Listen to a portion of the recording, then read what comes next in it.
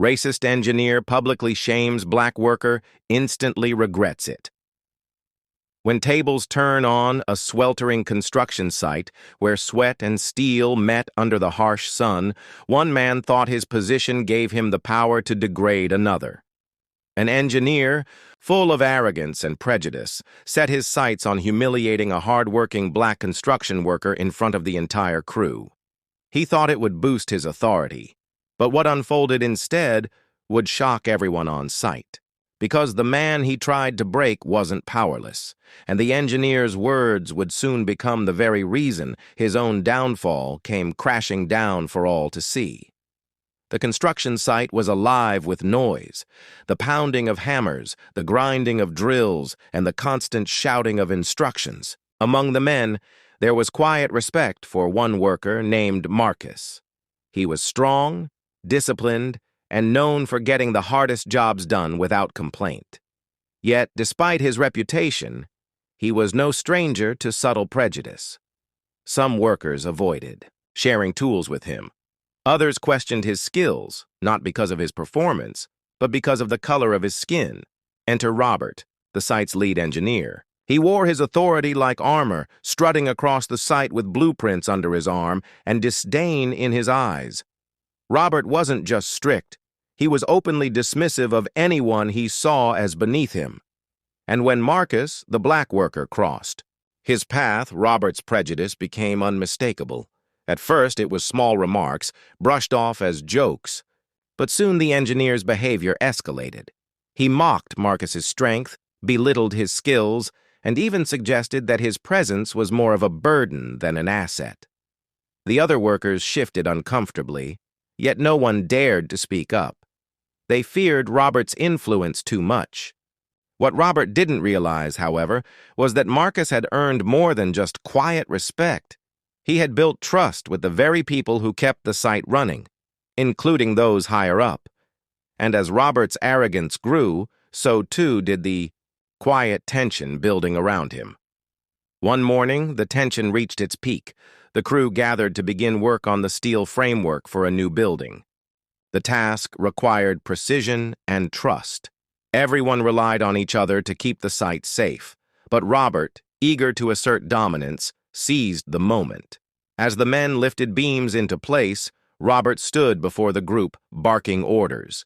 Then, with a cruel smirk, he singled Marcus out. In a loud voice, he ridiculed his ability, sneering that Marcus wasn't capable of handling technical tasks and should stick to grunt work. His words echoed across the site, drawing the attention of every worker.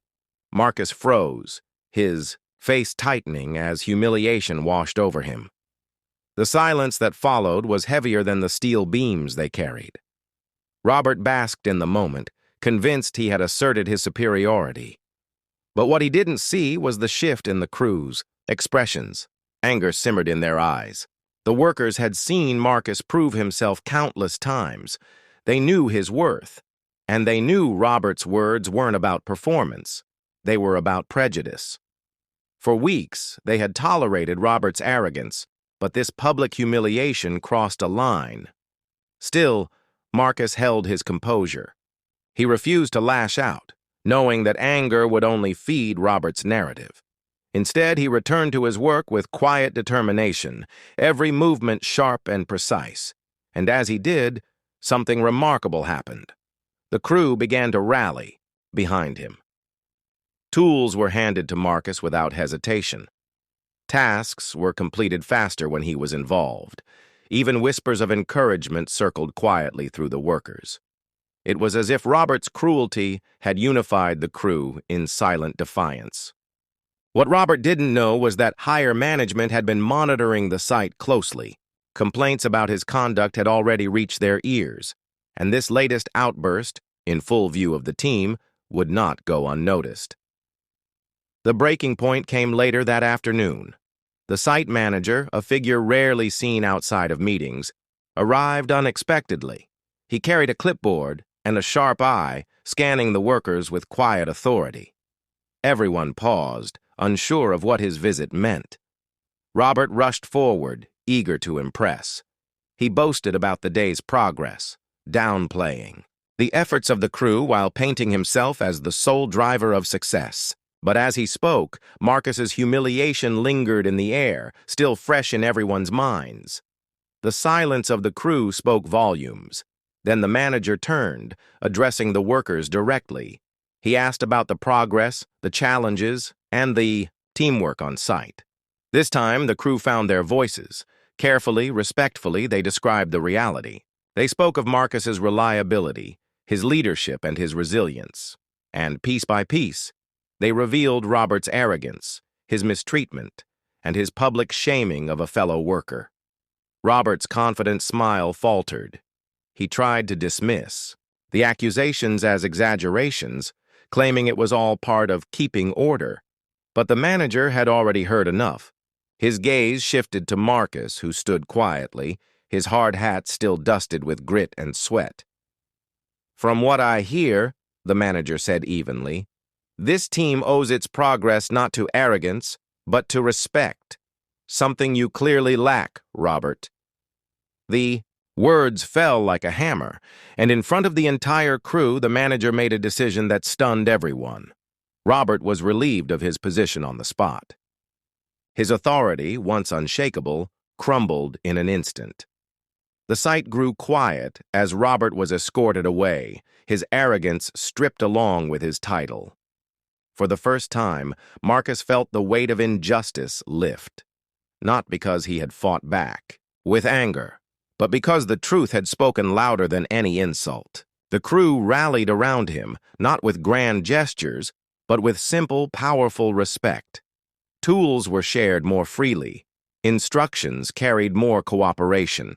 The air felt lighter, as though a shadow had finally been removed from the site. Marcus didn't celebrate Robert's downfall. Instead, he continued his work with the same quiet determination as before. But within the silence, there was strength. His dignity had remained intact, and the very man who sought to humiliate him had instead exposed his own character for all to see. The lesson lingered long after Robert's departure. True leadership isn't built on arrogance or prejudice. It's built on respect, humility, and the ability to lift others up rather than tear them down. And so, the construction site became more than just a place where buildings rose from steel and concrete. It became a reminder that racism, no matter how loudly it speaks, will always reveal its own weakness. Because when prejudice tries to humiliate, dignity and resilience have the power to turn the tables. So ask yourself, when faced with injustice, will you let it define you? Or will you stand tall, knowing that truth has a way of shining through?